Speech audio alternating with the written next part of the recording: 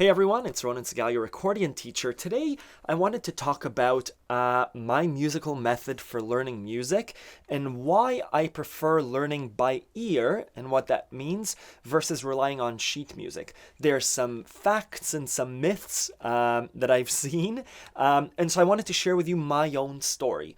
So I took piano lessons as a kid. I started learning the piano when I was 9 and took the Royal Conservatory method until I was 15 or 16. I really started to fight and tell my parents I don't like this anymore. What the Royal Conservatory method is, and what you typically do in piano lessons, is you have a book of classical music, usually called etudes, and they teach you techniques. So you'll learn a song that emphasizes triads and arpeggios. You'll learn a song that emphasizes finger movement for a specific key. Piano has right and left hand, and you use piano sheet music for that. So that was one part of classical music, and then the other part was my teachers always encouraged me to have a book of popular songs. So in addition to Chopin, we did Beauty and the Beast and popular Disney music, which I loved. But this is the big caveat, I never understood that when I played Beauty and the Beast, I played it the way that it was written. And the way that it was written was the left hand of Beauty and the Beast sounded like this.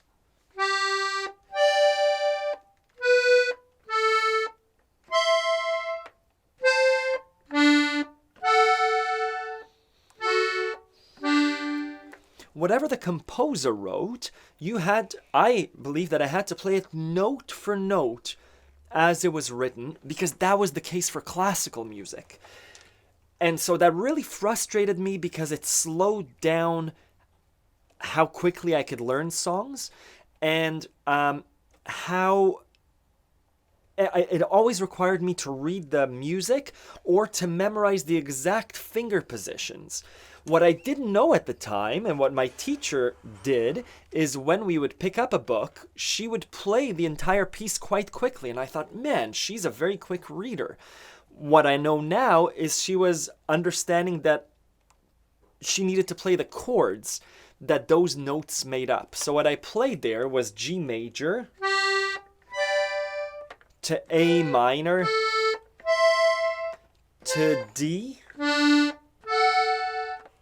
to G.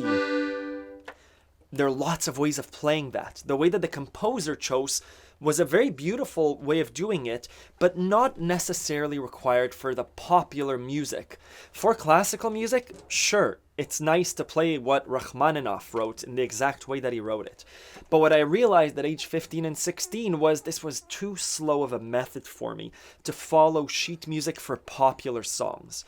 So I stopped piano lessons and I started listening to Pink Floyd and Radiohead as teenagers tend to do. And I decided to buy my first piano book, my first book of sheet music that I wanted to buy, that my parents didn't tell me to buy. And it was the sheet music book for Pink Floyd's Dark Side of the Moon album. And so I opened the book, sat at the piano, and I have the sheet music in front of me. It's copyrighted, so I'm blocking out a lot of it. But I played it the same way that I would a classical piece of music, which was, it didn't have the chord charts at the top, but it had E, the E note with an E and with a G and a B. And so I played, and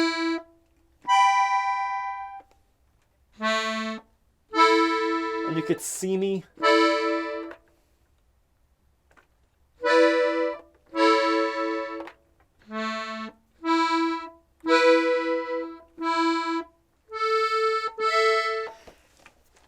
And what I quickly realized was it was taking me a long time to understand the song. And I was playing the sheet music. Now, I knew these songs, so it was kind of fun. I was singing over it, but I couldn't take my eyes off the sheet music, and my hands were doing the exact same things that were written on the sheet music. So it took a while for there to be life in the song that I was playing. Now, the real turn came to me when I started writing, hey, instead of this, That's an E minor and an A major. Because I studied music, I understood that E and a G and a B, even if you stretch it like that, is an E minor. And so I wrote E minor, and then the next one was A major, and the next one was E minor and A major, and E minor and A major, just like we see here in the sheet music. And I said, hey, I know E minor and A major. Maybe I don't have to look at the sheet music. Maybe I could write a little cheat sheet, a little hand-drawn little cue card that says E minor, A major, E minor, A major 4 times. And there's the verse to Breathe in the Air by Pink Floyd. And that was a huge breakthrough. I didn't need to rely on the sheet music. I just had to rely on a little cue card, a little piece of paper that had the notes for the verse and then the notes for the chorus. So that was a huge breakthrough because I could look up from the sheet music. The other big breakthrough was I tried playing along with a record, with the CD. Wasn't a record, it was a CD at the time. And I couldn't play as fast as they did on the record because I was still trying to notate. I was still trying to hit the exact notes that were on the sheet music. When I switched to the cue card method, to just playing E minor and A major, I know what that is. I could keep my fingers there. It's just... It's just that. So I could start keeping up with the music, and making those chord changes became a lot easier. So I think that was the catalyst to switching from sheet music, piano sheet music specifically, to lead sheets, to writing little cheat sheets with the chords. The other big change came pretty quickly after that. I joined a band. I was still playing piano at the time, and I had to keep playing, and I had to learn songs quickly. And so sometimes people would bring, the other musicians in the band would bring binders with music, and you had to flip back and forth and change pieces and change sheets during the performance. And I found that to be frustrating and intimidating during a song. So what I did was I notated the music with chord notation. I said that this song is G minor to D major, G minor to D major, and then the chorus is B flat and F. And so I just needed to remember those 4 chords, and finally I could lift my head up from the sheet music and look at the lead guitarist and look at the bassist and nod. And if I knew those 4 chords, G minor to D, I know how to do that. I know how to practice that. Now I could spend time listening to the song and really grooving rather than really think of how do I build this G minor. The nice thing with the accordion, as opposed to the piano, is whether Pink Floyd wrote the E minor like this or like this, it all sounds the same as this E minor. There's my E minor. I could add accents with my right hand. Left hand doesn't change.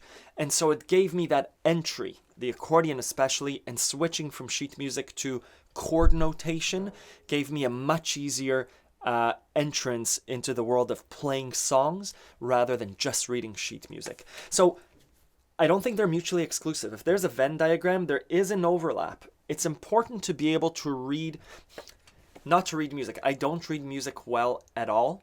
It's important to be able to read sheet music to be able to see what a song is like. Does it go up or does it go down? I think more important is having a strong musical ear and being able to connect what you hear to your fingers. So if you hear a passage going up, identify that it's going up, and then your fingers should be able to go up. If you hear the passage going down, your fingers should be able to go down. Obviously, familiarity with a keyboard will come with practice and with time, but yeah, being able to have both worlds. Use sheet music to understand the song, to look at the chords, to troubleshoot areas that are difficult to hear, but otherwise rely on the chords because that's the underlying structure of the song. The song rests on chords, not necessarily on the melody most of the time. And on the accordion, we need to be able to do both. But again, the backbone of the song is... And this hand can play the chords.